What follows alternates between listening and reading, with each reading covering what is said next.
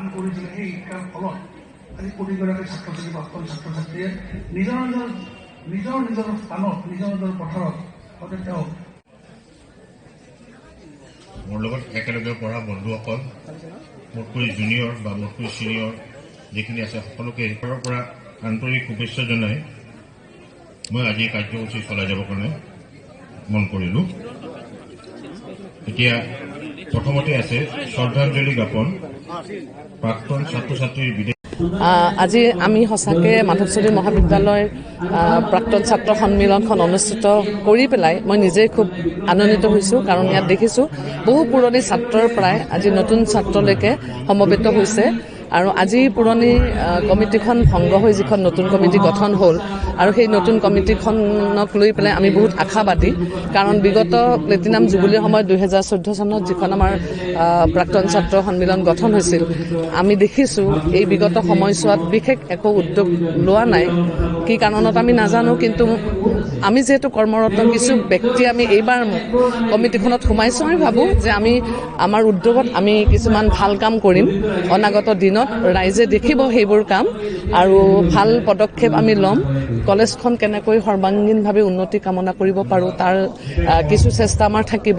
গতিকে অনতিপলমে হয়তো আমি এখন সভা আহ্বান কৰিম, কাৰ্যকৰী কমিটিৰ সভা এখন, আৰু সেই সভাখনত আমি কেনেধৰণৰ পদক্ষেপ লৈ মহাবিদ্যালয়খনৰ সৰ্বাংগীন উন্নতিৰ কাৰণে আমি চেষ্টা কৰিব পাৰোঁ, কি দিশেৰে আমি গতি ল'ব পাৰোঁ, সেই ক্ষেত্ৰত আমি আলোচনা কৰিম আৰু সকলোৰে সন্মতিক্ৰমে আমি নিশ্চয় কিছু পদক্ষেপ গ্ৰহণ কৰিম।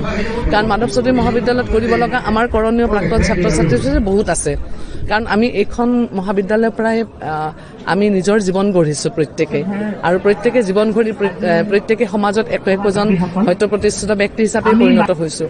কোনোবাই খেতি কৰিছে, কোনোবাই ডক্টৰ হৈছে, কোনোবাই ইঞ্জিনিয়াৰ হৈছে, কোনোবাই সমাজসেৱক হৈছে, কোনোবাই শিক্ষক হৈছে, কিন্তু সকলো দিশতে যিহেতু আমাৰ ছাত্ৰ ছাত্ৰীবিলাক সোমাই আছে, এই ছাত্ৰ ছাত্ৰীবিলাকৰো বহুতৰে ইচ্ছা যে আমিও কলেজখনৰ কাৰণে কিবা এটা কৰিব খোজোঁ।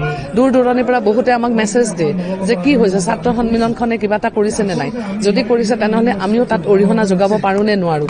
এইবিলাক বহুত প্ৰশ্ন আমি পাই আহিছোঁ, সন্মুখীন হৈ আহিছোঁ। গতিকে আমি এতিয়া সেই দূৰ দূৰণিৰ যিখিনি ব্যক্তিয়ে মাধৱজ্যোতি মহাবিদ্যালয়ৰ কাৰণে জীৱন আহুতি দিব খোজে, মাধৱজ্যোতি মহাবিদ্যালয়ৰ কিবা ভাল দেখিব খোজে, আমি তেনেবোৰ মানুহক লৈও আমি আগবাঢ়িম। তেওঁলোককো আমি খবৰবোৰ দিম, সময়ে সময়ে তেওঁলোকৰ দিহা পৰামৰ্শ আমি নিশ্চয় গ্ৰহণ কৰিম। আৰু ৰাইজ বুলি ক'লে আমি বৰপেটাৰ বেছিভাগ মানুহেই আচলতে মাধৱজ্যোতি মহাবিদ্যালয়ৰে প্ৰাক্তন ছাত্ৰ। ইয়াত নাৰীৰ কথাই কওঁ বা পুৰুষৰ কথাই কওঁ। গতিকে এইখন মহাবিদ্যালয়ৰ অযুত অলেখ ছাত্ৰ ছাত্ৰী ইয়াৰ পৰা পাছ কৰি গৈছে। আমি সকলোকে লৈহে আগুৱাব লাগিব। আমি কেৱল মাত্ৰ এখন যে কমিটিয়ে কিবা এটা কৰিম সেইটো নহয়, দিহা পৰামৰ্শ আমাক বাহিৰৰ পৰা সকলোৰে পৰাই লাগিব, আৰু এই ক্ষেত্ৰত মই সকলোৰে সহায় সহযোগিতা যদি মই বিচাৰিছোঁ, নিশ্চয় আমি পৰৱৰ্তী পৰ্যায়ত সকলোৰে সহায় সহযোগিতা পাম। মাত্ৰ মুছলিম ছাত্ৰ আছিল 250-300 আৰু অসমীয়া হিন্দু ছাত্ৰ আছিল 1000।